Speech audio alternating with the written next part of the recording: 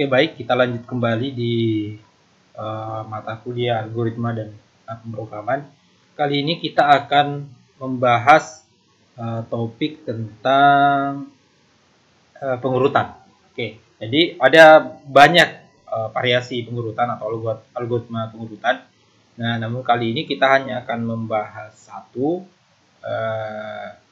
jenis algoritma pengurutan, yaitu dengan menggunakan seleksi, algoritma sorting selection. Yang pertama kita akan seperti biasa menggambar dulu di flowchart-nya, setelah itu baru kita implementasikan dengan bahasa C++. Oke, pertama kita harus mendeklarasikan sebuah array yang akan menampung data yang akan kita urutkan.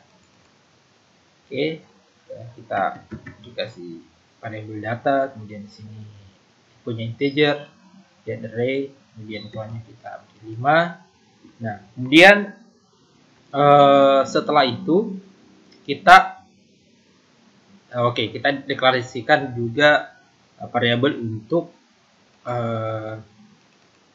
perulangan. Ya, kita akan menggunakan variabel i untuk perulangan. Ini bukan array, hanya variabel biasa. Nah, selanjutnya kita akan menginput data array ini menggunakan ulangan yang biasa, itu kita pakai for. Oke, karena datanya ada 5, kita pakai variabel i yang kita deklarasikan tadi di sini. Karena data ada 5 dan indeksnya mulai dari 0, berarti kita mulai dari 0 sampai 4. Ya, karena datanya ada 5, dari 0 sampai 4 itu ada 5. Oke, direction-nya increasing, kemudian step-nya 1. Oke, setelah itu kita tampilkan keterangan output, masukkan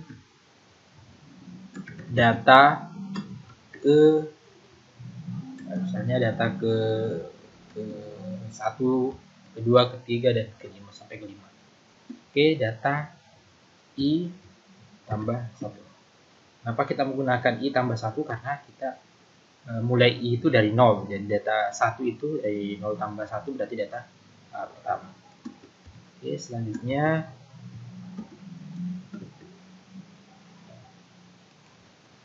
masukkan, jadi nanti ada keterangan seperti itu. Oke, selanjutnya kita menerima input. Menerima input ini kita masukkan data yang diinput itu ke variabel data yang sudah kita deklarasikan. Nah, ini indeksnya ke i, sesuai dengan data berapa yang diinput. Masukkan ke indeks yang ini. Oke.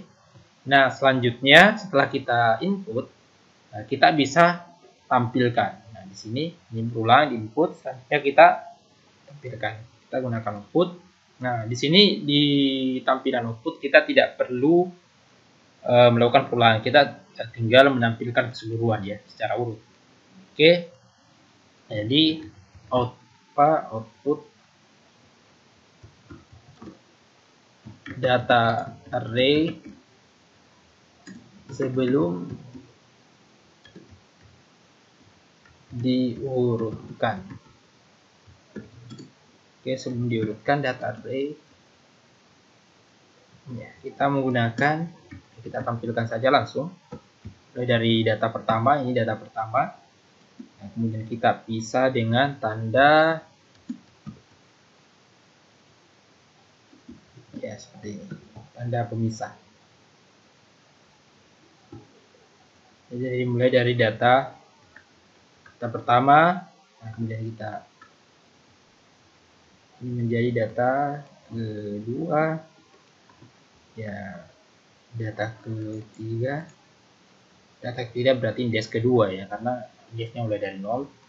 Kemudian data ke-4.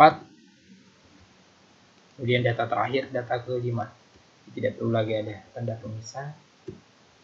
Indeks ke-4.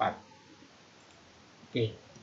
Nah, selanjutnya ya sebelum kita urutkan, kita coba jalankan apakah fungsi inputnya ini bisa berjalan dengan baik. Ternyata bisa. Masukkan data pertama, misalnya masukkan data ke-8, data pertama itu data 8, kemudian data kedua kita masukkan 3, kemudian 9, Kemudian data keempat kita kasih input 5. Kemudian data terakhir, data kelima, masukkan angka misalnya 0. Oke, jadi output data array sebelum diurutkan, jadi ini data yang diinput sesuai urutannya. Jadi 8, 3, 9, 5, 0. Sesuai urutan di input ini, input pertama dan seterusnya. Oke, berarti ini sudah sampai sini sudah berjalan dengan baik. Oke, selanjutnya kita pada inti, yaitu algoritma pengurutan. Untuk pengurutan, kita akan menggunakan dua perulangan for atau for bersarang. Jadi ada ulangan for di dalam for. Oke, kita for pertama. Oke, kita gunakan variabel j, variabel i. Kemudian startnya mulai dari indeks 0 sama keempat karena kita akan mengulang data. Oke, selanjutnya dalam for ini di dalamnya ada lagi for.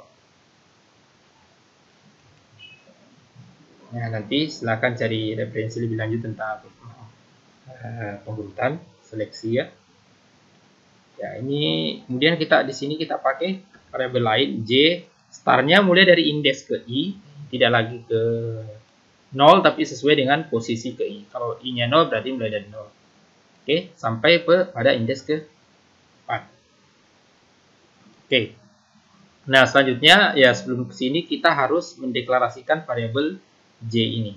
Karena j kalau i sudah deklarasikan tapi j-nya belum, berarti kita tinggal tambahkan di sini j. Punya integer. Oke. Nah, kalau misalkan selesai, maka di dalam perulangan for yang kedua kita baru melakukan perbandingan. Nah, perbandingannya kita mengurutkannya dari kecil ke besar. Jadi kalau misalkan data indeks ke i itu lebih besar daripada indeks ke j, maka posisinya ditukar. Ya, ditukar. Nah, untuk pertukaran kita menggunakan variabel bantu. Ya, variabel bantu kita deklarasikan di sini. Bantu integer. Oke, nah sekarang di sini pertama kita seleksi apakah data indeks ke j itu lebih kecil daripada data indeks ke i. Oke. Kalau lebih kecil berarti dipertukarkan. Berarti di sini dipertukarkan. Berarti cara mempertukarnya data indeks ke i,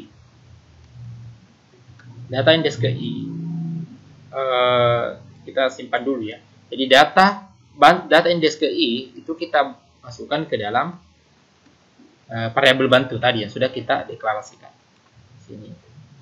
Ya, jadi ini kita masukkan karena kita akan mempertukarkan. Setelah itu barulah data ke indeks ke i itu diganti dengan data yang indeks ke j. Nah, setelah itu data indeks ke j ini diambil dari variabel bantu tadi yang sudah disimpan sebelumnya. Oke. Nah, di data indeks ke j itu diambil dari variabel bantu. Jadi itu sudah dipertukarkan ya. Jadi variabel bantu itu hanya untuk menampung data sementara. Oke, seperti itu. Nah, ini proses ini sudah selesai dipertukarkan. Nah, algoritma pengurutan sebetulnya hanya ada di blocking. Ya, hanya ada di blocking. Oke. Kalau yang lain sebelumnya ini hanya untuk input. Oke, selanjutnya coba kita tampilkan output ini, saya salin supaya kita tidak menulis ulang. Nah, sekarang kita tampilkan output. Nah, sekarang output data array setelah diurutkan, setelah melewati algoritma pengurutan. Ini tidak ada kita ganti, nomor indeksnya juga urut. Nah, kalau algoritma ini pengurutan ini berhasil, maka mestinya data ini akan sudah terurut dari kecil ke besar. Oke, nah, kita run. Oke, kita masukkan data pertama 8. Setelah itu masukkan data kedua 2, data ke-3 7, data ke-4 9, data ke-5 3 ya. Oke, jadi output data sebelum ini 82793 sesuai urutan 82793. Setelah data diurutkan menjadi 23789, nah, otomatis diurutkan. Oke, jadi algoritma pengurutan yang kita sudah desain ini sudah berjalan dengan benar. Ya, jadi inti dari algoritma pengurutan ya posisi ini. Oke, nah kalau kita mau gambarkan dengan ini, oke kita langsung saja dulu implementasi sebelum kita ke ini, ke model ilustrasinya. Oke, kita ke implementasi di bahasa C++. Seperti biasa kita buat file baru, kemudian kita simpan. Kemudian kita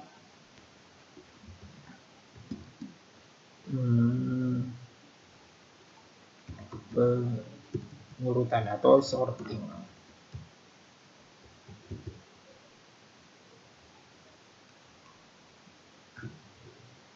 Oke, nah pertama kita include dulu IOStream. Nah, selanjutnya using namespace. Oke, int main.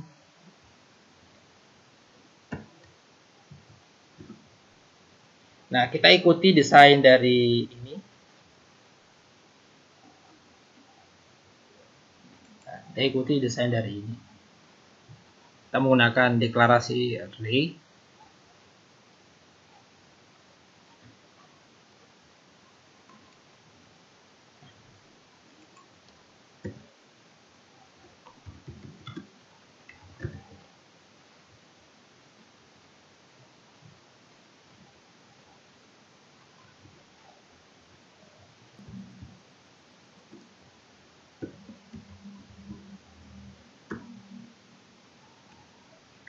Kita ikuti. Oke. Nah, selanjutnya kita deklarasikan int I j bantu. Nah, selanjutnya for I sama dengan 0, I lebih kecil atau sama dengan 4, I plus. Nah, selanjutnya kita tekan cout, masukkan data ke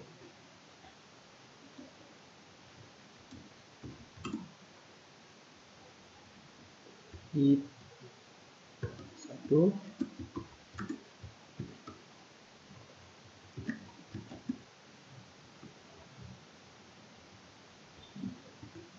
Oke, selanjutnya cin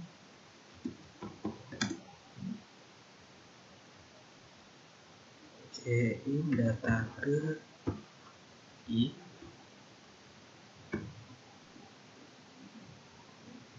Oke, selanjutnya outputnya kita cukup mengikuti cout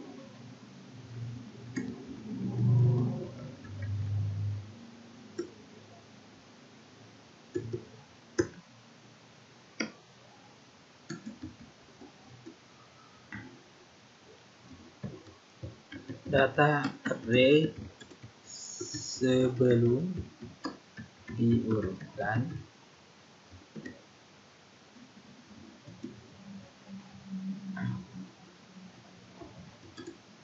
Data index ke 0,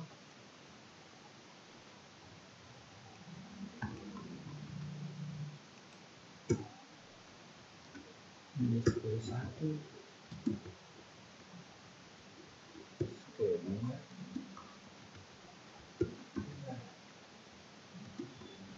data index ke 4.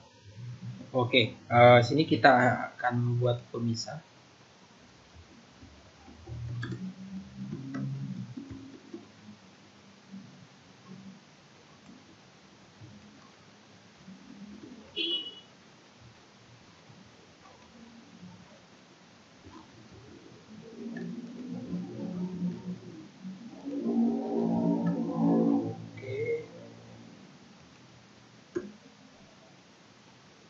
Oke, ini sudah menampilkan data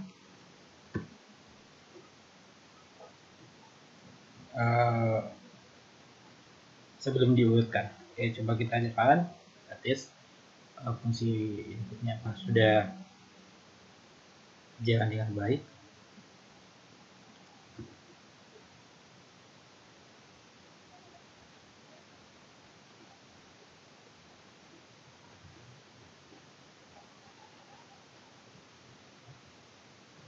Oke, nah sekarang sudah berjalan dengan baik. Misalnya kita masukkan angka 8, kemudian 3, 9, 7, 2. Oke, nah ini di input sesuai urutannya 8, 3, 9, 7, 2. Oke, data array muncul. Oke, selanjutnya kita akan lanjut pada inti dari program, yaitu pengurutan. Pengurutan. Nah, ini saya kasih komentar untuk keterangan. Nah, intinya kita mengimplementasikan ini. Tadi sampai sini sudah, selanjutnya sampai sini sudah. Selanjutnya kita gunakan implementasikan for bersarang atau nested for di dalam for. Oke, nah, balik sini. Nah, ini ada i-nya, ada j. Sekarang kita ke ini for i sama dengan 0, i lebih kecil atau sama dengan 4, i plus plus. Oke, silakan review kembali di perulangan for-nya. Nah, selanjutnya di dalam for ini ada lagi for. Ini sekarang kita menggunakan variabel j itu sama dengan i. Jadi variabel j sama dengan i. Kemudian j lebih kecil atau sama dengan 4, lebih kecil sama dengan 4, j plus plus, sama ya di dalam for. Nah, selanjutnya perhatikan di sini, di dalam sini kita melakukan if seleksi untuk memastikan apakah j itu lebih kecil ya. Jadi if data indeks ke j itu lebih kecil dari data indeks ke i, barulah ya ini dipertukarkan. Jadi bantu, variabel bantu yang tidak tadi sudah kita deklarasikan itu dari data diambil dari data indeks ke i. Selanjutnya data indeks ke i itu diambil dari data indeks ke j. Selanjutnya data dari indeks ke j itu diambil dari bantu. Oke, berarti ini sudah tertukar. Nah, inilah algoritma urutan yang sesungguhnya di sini. Oke, selanjutnya tinggal kita tampilkan. Tinggal disalin supaya urutan penampilannya juga sama setelah diurutkan. Oke, nah kita run. Nah, masukkan data misalnya 9, 4, 2, 12, 7.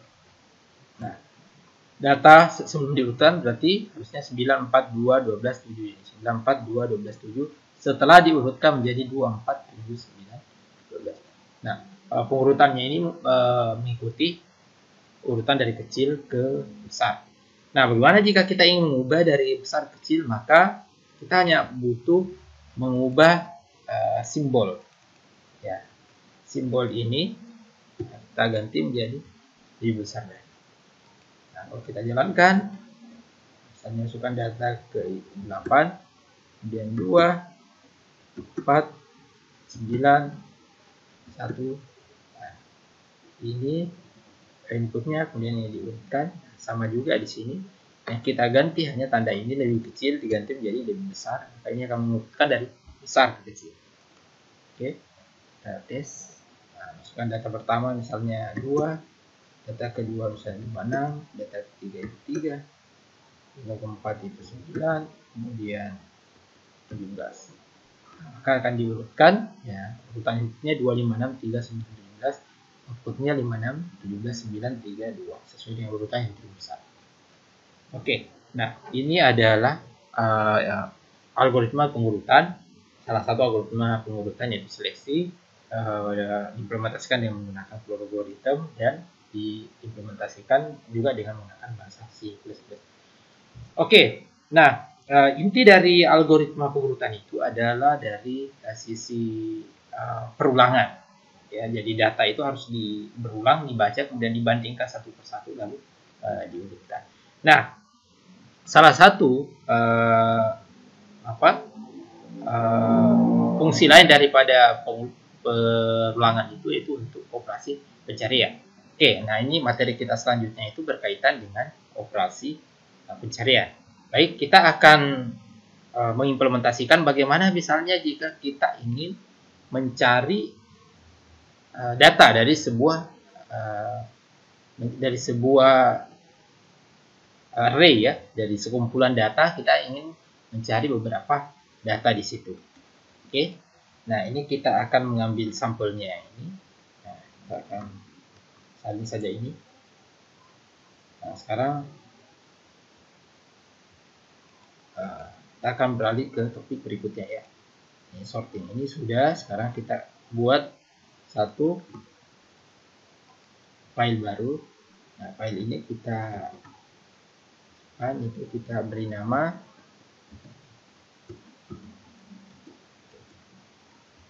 searching.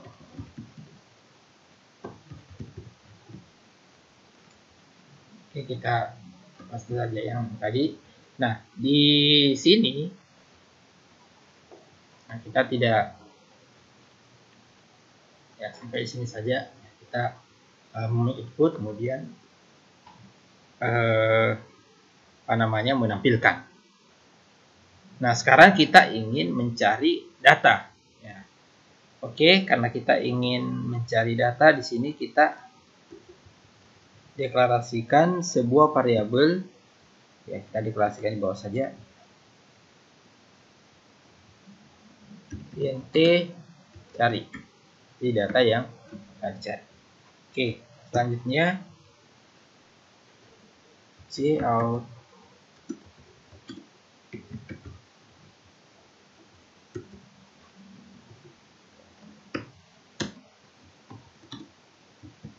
masukkan data yang dicari. Oke.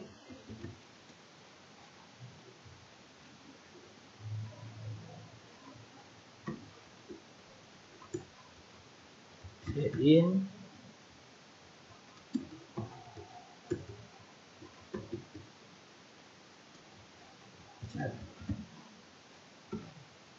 Oke, selanjutnya untuk pencarian itu kita harus menelusuri satu persatu data indeks kemudian membandingkan. Jika kemudian ditemukan maka perulangan berhenti. Oke, jadi kita menggunakan for, kemudian kita sama seperti ini, i sama dengan kita menelusuri setiap elemen data, i lebih kecil atau sama dengan 4 karena datanya cuma 5, kemudian i plus. Oke, nah sekarang operasinya itu dengan membandingkan. Oke, misalnya if data indeks ke i itu sama dengan data yang dicari, ya jadi tadi yang input, maka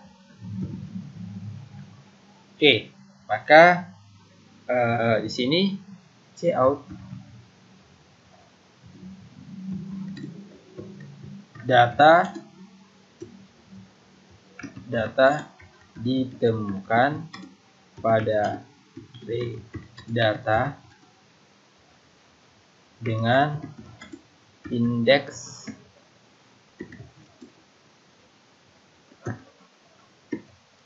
indeksnya indeks ke i. Nah, setelah itu kita selesai karena pencarian data sudah ditemukan.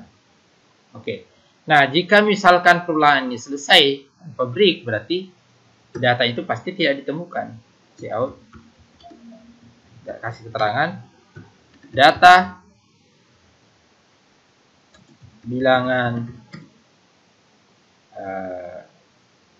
misalnya ini yang kita cari adalah data yang kita cari.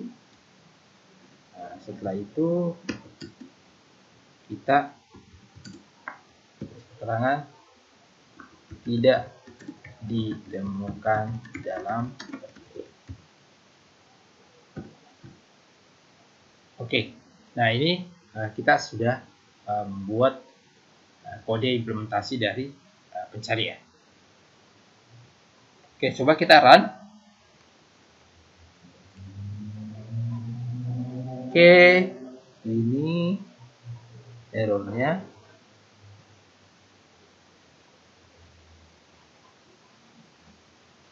Ini tanda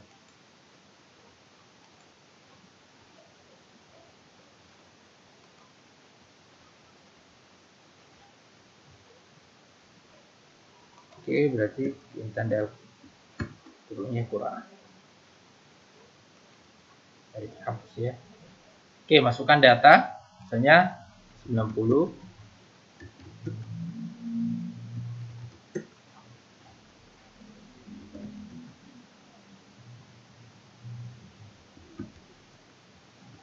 Oke, data sebelum diurutkan. Oh ya, ini keterangannya nanti kita ganti. Nah, ini karena kita tidak akan mengurutkan, kita akan mencari. Masukkan data yang dicari. Misalnya kita mencari data ke 45. Maka harusnya nanti ditemukan pada indeks 0, 1, 2, berarti indeks ke 3. Oke, data bilangan 45. Nah, ini kenapa tidak ditemukan?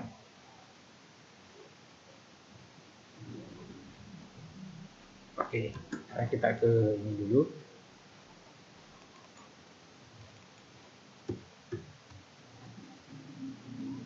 Oke, ini kita ganti.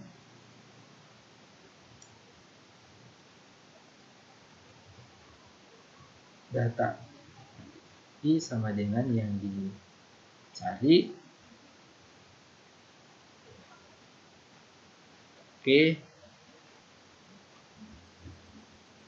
Oke, jadi di sini ada kekeliruan ini sedikit di sini. Jadi ini tidak seharusnya di sini. Ya. Oke.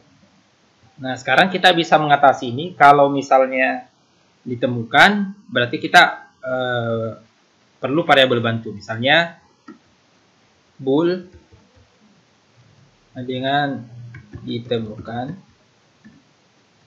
Misalkan kita kasih false. Nah, kalau dia ditemukan, sekarang kita kasih keterangan ditemukan. Kita akan jadikan dia true. Oke, nanti di sini setelah jadi tadi di dalam harusnya tidak disimpan di dalam quote. Jadi if ditemukan,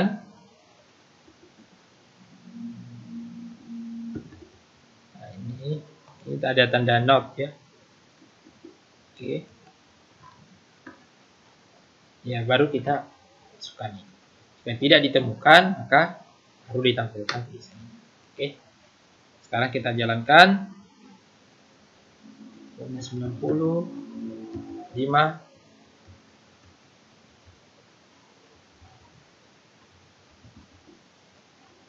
Oke, data array. Nah, sekarang coba kita cari 127. Oke. Data ditemukan pada array pada indeks ke-2. Indeks 0, 1, indeks ke-2. Oke. Nah, sekarang kita coba bagaimana jika data yang kita cari tidak ditemukan. Oke, misalnya kita cari data yang ke-18. Nah, tentu ini tidak akan ditemukan karena tidak ada data di sini yang 18. Oke, jadi data bilangan 18 tidak ditemukan di dalam array. Ini yang bisa kita kasih spasi. Tidak, nah, kita kasih spasi seperti ini. Nah, jadi ketika misalkan sudah, oke, coba kita cari 17, ya, kita bilang 17 tidak ditemukan di dalam array.